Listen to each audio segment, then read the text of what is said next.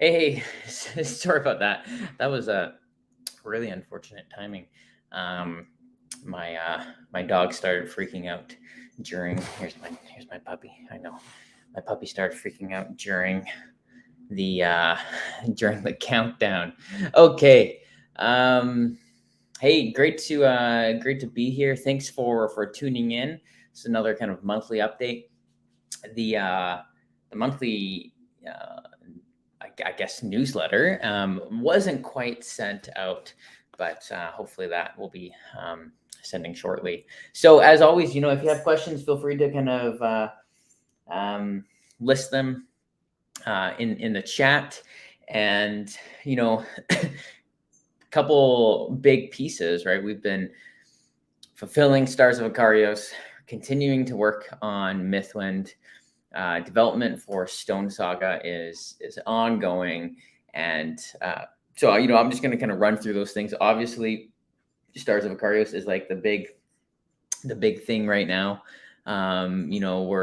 It's being received quite well, pretty well. I don't know. You guys enjoy it, and that's great. I'm really happy that that people have been enjoying the game, and we're thinking about, hey, what's next for us with Stars of Ikarios and all of that.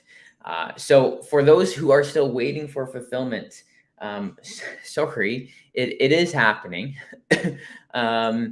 There's, from what I'm aware, there's a few American orders that have yet to kind of go out to customers, or either they've kind of gone out and they haven't kind of delivered yet. So that's one of the big things. So that's one of the things, and then I know our UK friends. A lot of that is being fulfilled ongoing, and so those are kind of like our big fulfillments. And then I believe there's some rest of the world shipments out from our fulfillment Europe location. So that's kind of like the update on fulfillment, and trying to think if there's any other updates on there. Well, thankfully the community in Facebook, Discord, Board Game Geek, those are kind of like the three main places that you'll be able to kind of answer questions and have questions answered. Hey, Kona, chill. And we can kind of go from there. So let me just kind of take some of these questions as we come. So Dice Terity, any comments on pre-orders? Hey, can you clarify what you mean by that as far as like our fulfillment of pre-orders? Because I know that the pre-orders are kind of being fulfilled on an ongoing basis. So I don't know, when did you place your order? That's, I guess, maybe my question for you. So that's great. So Raging Canadian, oh, hello Canadian. I'm going with the question we had yesterday in the Discord. So hey, sorry, there's a lot going on right now, so I haven't been able to get to everything.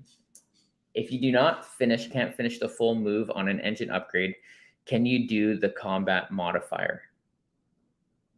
Yeah, I believe this isn't clarified in the. I believe this isn't clarified in the. Sorry, I'll keep on speaking now. So I go get my dog. There's power washers for some 1800 complex. So my ruling on this, would be that yes, you can. So the interrupt movement, what happens when you can't finish the movement only affects the movement aspect, and you can still finish out like the abilities. So that would be my suggestion on that. But let me just give a second here. I'm on my computer. Let me just make a note of that. So FAQ adding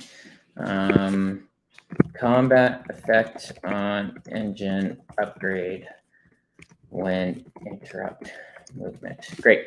Thanks, Raging Canadian. It's fantastic. All right, Christopher. So we'll come back to Ikarios. but let's just take some time to speak about Mythwind. So Mythwind, as many of you know, Nathan Liege or Liggy. Sorry, I always get so sorry, Nathan. Nathan is Nathan is continuing kind of full-time development on the game, and I'm also continuing development. I'll be not full-time at the moment, and we are working hard. We're in like the final stages, so we're compiling these kind of final rule books, getting ready for a big play test to do, so that we can kind of iron out all the kinks. As we've mentioned in previous updates, it has proven to be a much harder game to develop than we anticipated. Part of this is because of how the asymmetry acts. It's different than just like, asymmetrical character powers. These are actually like full on like games within a game. And so that's like quite significant. To answer this question, is Mythwind still on track for December 2022 release? I do not believe we will be fulfilling by December 2022. We haven't, I don't think we've announced that publicly. Maybe we have, but I do not believe we will be able to fulfill by then, just kind of based off the current state of the game and, where production and manufacturing, our manufacturers actually quite backed up. There's just like a lot of steps. That's kind of where we're at with Mythwind. We're happy with how it's shaping up. The design of the game is really cool. It's outstanding, and we're kind of finishing the game trays for it. It is a cool box. The trays are neat. We've had to do a pretty significant overhaul of the town board because of how it interacts and making sure that the game can save.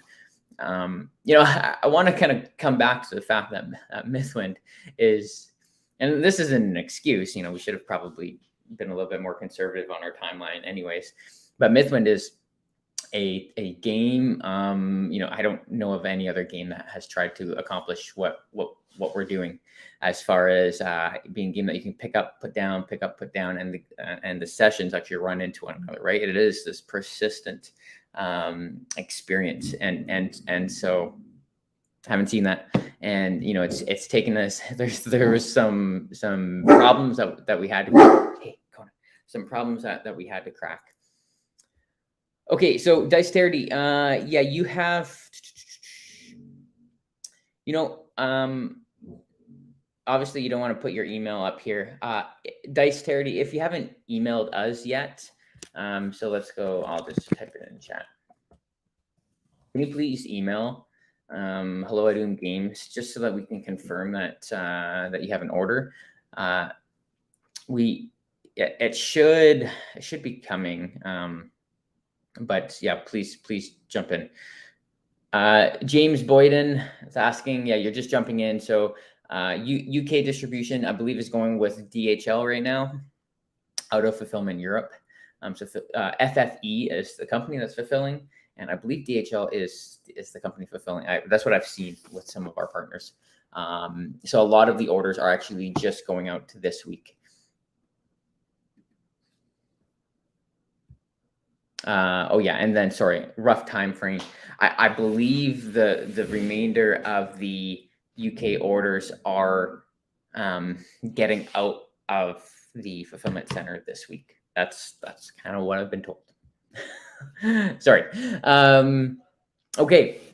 So kind of that's Mythwind, and a little bit of Stars of Macarios. We have some other kind of news to announce soon, which hopefully we'll be able to chat more about it briefly. But kind of a piece I want to speak about is our Stone Saga game. So Stone Saga, cooperative survival crafting game, really neat. Being developed by Max Brook and Luke Eddy, both former Fantasy Flight guys. Worked on Star Wars X-Wing, Star Wars Legion, and artwork by Andrea Koroveshi. Might have got pronounced his name wrong. It's turning out to be a gorgeous game, one beautifully produced and like incredibly unique gameplay. And so we're about to like, well, we're entering into like our I'm trying to think what it is, into our we're calling it a press kit version of the game, where we're going to be doing a lot of internal testing, because we've done several different versions. So this is our big one with a lot of internal testing. And then we are going to, fix any tweaks, and then we're going to print up a bunch of copies and release them to the press, to collect a bunch of reviews, and we're going to do a round of testing as well, with some play testers. So if you're in the OOMM Games community, kind of stay tuned for that. We'll have some announcements. But it's a neat game. A couple things that we've been able to do with Stone Saga that we weren't able to do with Mythwind or Stars. Both Stars of Icarios and Mythwind, Mythwind less so. But we had a good chunk of the game before we went to Kickstarter, and then Kickstarter happened, and there was still a large amount of the game that was left to be developed, and that's somewhat intentional, but also somewhat just practical. It's like, hey, we have these, we have this game, and we need funding to pay for people to make these games, and so, hey, do you believe in us? Do you believe in the project? Can we deliver? And so, with Stone Saga, fortunately, when we come to our Kickstarter, to our next Kickstarter, we'll be further along in development than we ever have been when we go to Kickstarter, and so that's this is what I'm really excited for. Okay, so I see a couple kind of questions on Icarios here. Scenario 34, the Sparrow says that, is this a spoiler? I don't think so. But the A objective is at an odd amount of hexes. Was the intention to make the Sparrow rotate when needed per hexes? So yeah, the odd amount of spaces is fine, because it moves two, and if it reaches the objective before the second movement, then successfully completes it. We've just noticed that, depending on the ships, right, sometimes the Sparrow would get stuck, whatever the case may be. Okay, so Marcus first. Let's say, hey, thanks, Marcus. Boy, did you ever deliver with Icarios. That's great. And follow-up question here. Any thoughts on a sequel or a repainting? I imagine you meant reprinting of the original. Yes. The game's selling quite well. We have limited quantities available on our website, oomgames.com. And the plan is to jump into we're seriously exploring what does a reprint, potentially with some new content. And I'd be curious to see what the community would be interested in. So maybe I'll be posting stuff as far as, hey, you've been playing the game. What do you want more of? What could be some neat things that you want. And so I let's see, because we believe that the Icarios framework, like, the game is fun. We need to do some editing on the rule book and the scenario book, and so thank you, team, for being gracious as we're working through that. Updating our FAQ and errata. And if we do an upgrade, if we do a reprint, my hope would be to at least, well, for sure, we'll at least provide digital kind of refreshes of the rulebook, scenario book for everyone. But potentially, what does an upgrade pack look like for our original backers, and making that affordable for those who maybe want that. And so that's good. Oh yeah, okay. Hey, I see Devin has been already asking people about what they've been wanting more of, so that's great. Matt saying, hey, my wife and I did the first 2 scenarios of SOA. So far, we're loving it. Easy to learn, approachable with my Star Trek attack wing and Gloomhaven background. Yeah, that's what we've been finding too. Have you ever seen other SOA scenario book issues like mine, printed bound backward, or am I just extra special? Hey, Doc, sorry about that. There's only been a handful. Like, we've noticed that the majority of the issues actually came with fulfillment. We packed our containers incorrectly. Lessons learned there. But a lot of the eStar, our manufacturer, has done an outstanding job on the production end. There's always a couple % of games that get errors, so you're extra special. Very sorry. If you haven't yet, make sure to email hello@oomgames.com. We will try to get your replacement ASAP. Mr. Fless, you're making an organizer. That's great. This game is hard to develop something new with sleep cards, but it's on the way. Okay, hey, I'm interested to see that. It is, it's kind of a compromise, right? It's like, hey, we have these really cool trays that makes setup and teardown super quick. I've actually, my wife and I were playing around right now, and it's so nice to pull out stars and to not spend an hour setting up. Like, really, really happy. Sorry. Okay, Raging Canadian.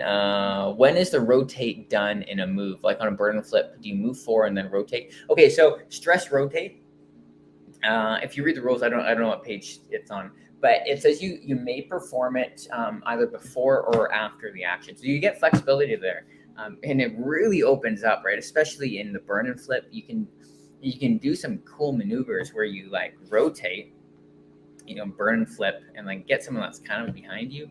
It's neat. Or you can burn and flip, do the move first and then rotate to get into good position. So it's interesting because I think actually getting into the game is pretty easy once you kind of have a grasp of the rules, or you can explain it to someone. It's simple, but if you really want to optimize your turns and your movements, you can spend a lot of time puzzling out the most optimal actions.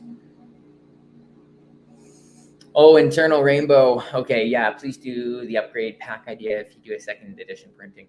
Yeah, we're looking into that. What that would look like. Scenario book, rule book, potentially some cards. There's a couple enemy cards that had a few misprints on them. But yeah.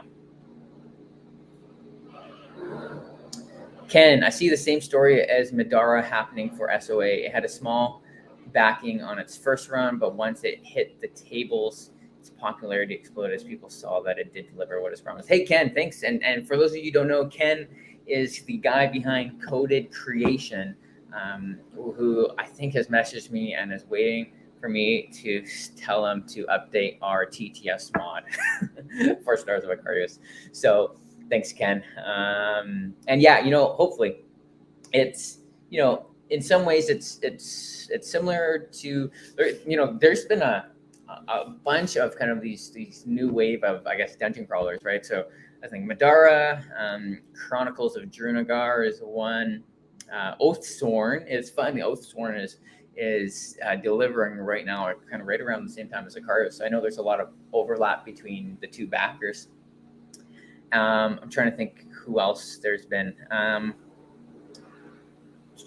Sorry if my dog starts freaking out, I'll just show you what's going on. There's power washing going on, and my dog's a little scared dog. So we'll see how this goes. Also, if you hear any weird noises, that's what it is.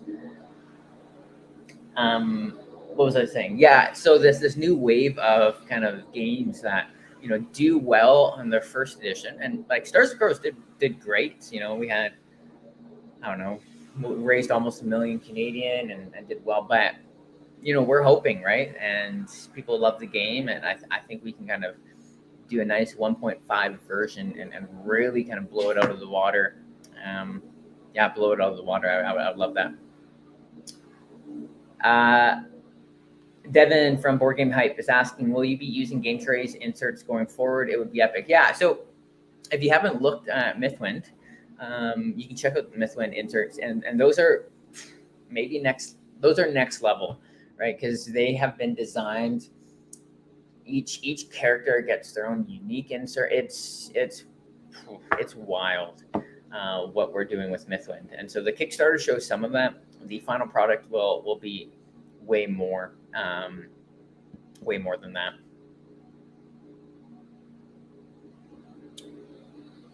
Yeah, sorry, Doc Hogan. Yeah, I've never seen. Yeah, there was someone who was missing like 20 pages of the rule book too. And that was a weird one. Oh, sorry, Raging Canadian. I asked your question wrong. I just have a question about the timing of when you flip 180 degrees. Okay, yeah. So the timing is at the end of the movement. Oh, I get what you're doing. Actually, so you would move forward. I think it's 3 or 4 spaces, and then you rotate. That's kind of what it is. So it's not like you're going as you're moving. It's not that cool. Which hey, would be quite neat.